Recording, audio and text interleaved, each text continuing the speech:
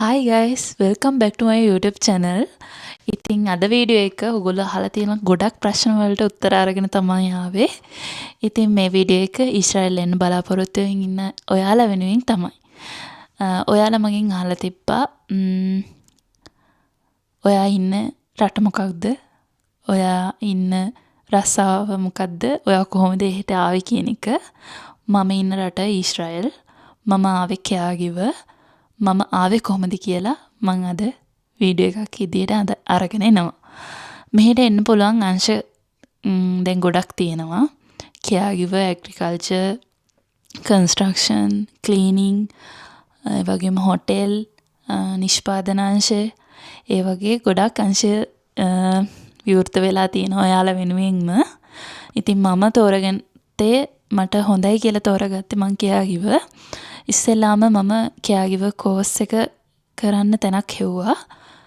මම වෙබ්සයිට් එක ටච් එකේම හිටියා.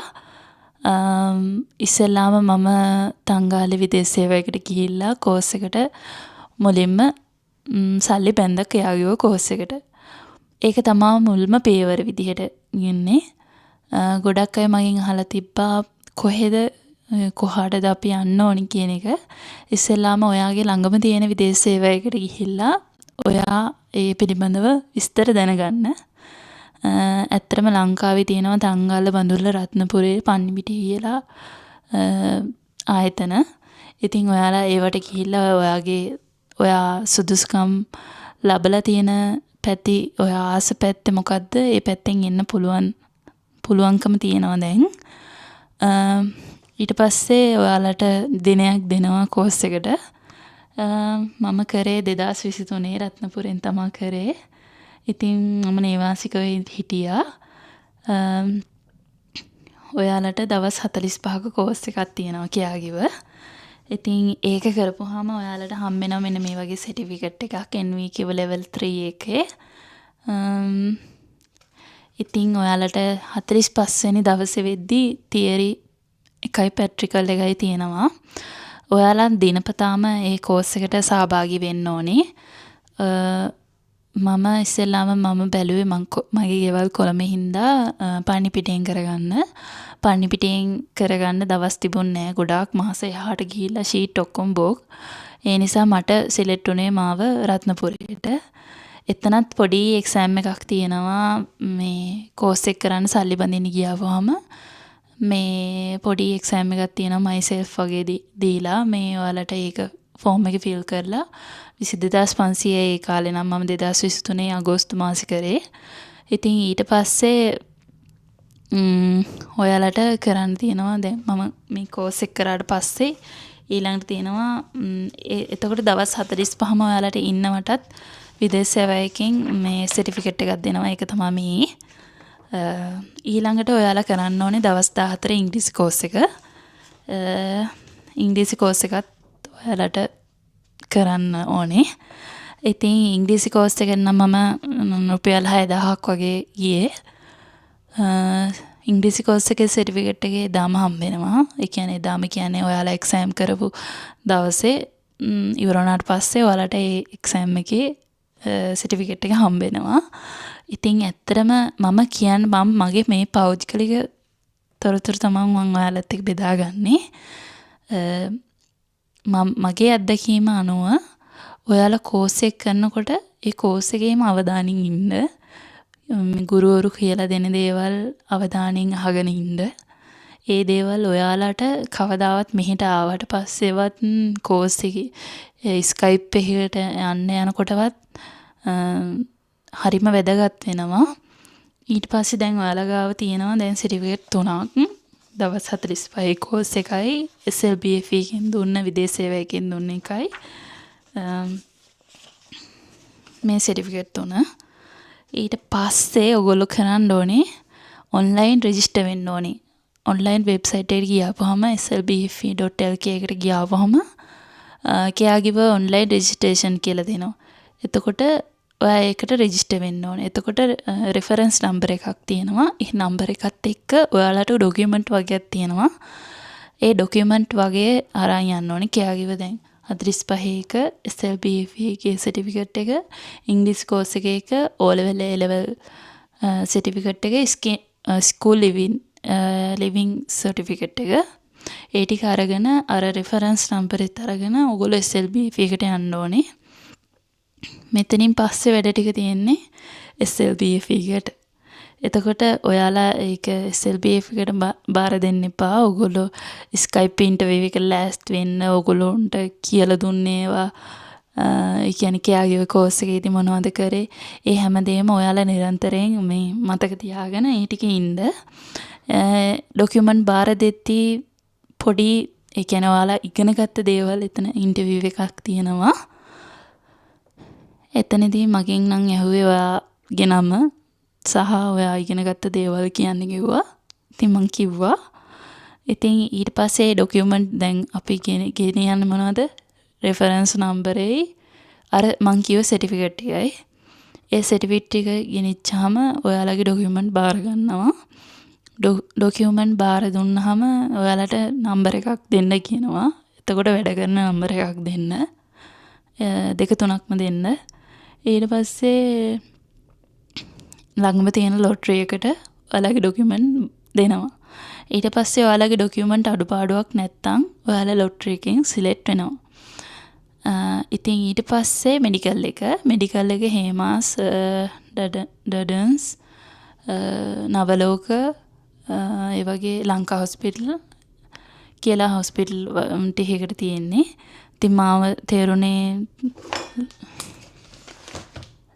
ලංකා හොස්පිටල් එකට මේ තියෙන මෙඩිකල් එක මං ගාව තාම තියෙනවා. එතකොට 35000 ගාණක් වගේ තමයි ගියේ.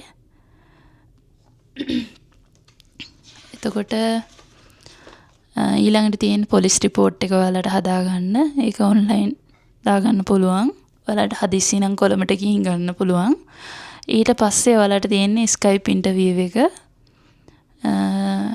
Skype ඉන්ටර්විව් එකේදී ඔයාලත් එක්ක මුහුණට මුහුණන තියෙන වීඩියෝ එකක් තියෙන්නේ. පැය භාගයක වගේ ප්‍රශ්න අහනවා. වීඩියෝ එක මම ඒක වෙනම වීඩියෝ එකක් ගේන්නම්. ගොඩක් අය මගෙන් අහලා තිබ්බා Skype එක අමාරුයිද කියලා. එහෙම බය වෙන්න එපා. ඒ මිනිස්සු ඔක්කොම ලංකාවේ මිනිස්සු ඉන්නේ. මේ ඇත්තටම මට හිටපු ටීචර්ස්ලාත් එහෙමයි Skype එකේදීත් එහෙමයි දෙවිවරු වගේ මිනිස්සුව හම්බුනේ මට. කියන්න සතුටුයි. ඉතින් ඒ වීඩියෝ එක වෙබ් එකට දානවා.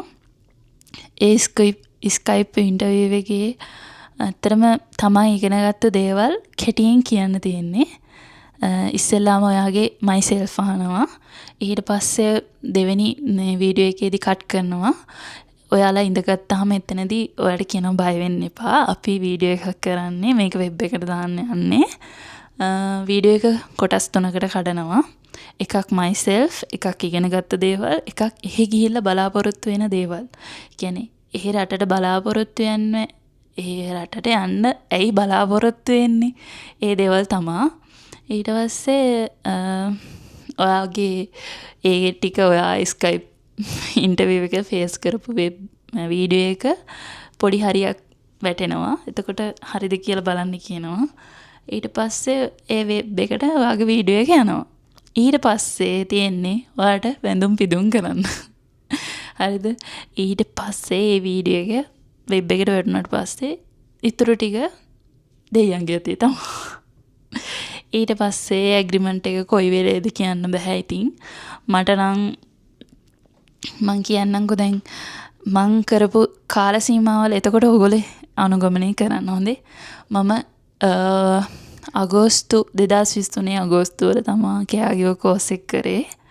ඊට පස්සේ සැප්තැම්බර් වල ඉංග්‍රීසි කෝස් එක කරා දවස් 14. ඊට පස්සේ දෙසැම්බර් වල ඩොකියුමන්ට් බාර දුන්නා. ඊට පස්සේ මෙඩිකල් ගියා දෙසැම්බර් අන්තිම. ඊට පස්සේ ජනවාරි 8 තිබ්බා Skype ඉන්ටර්විව් එක.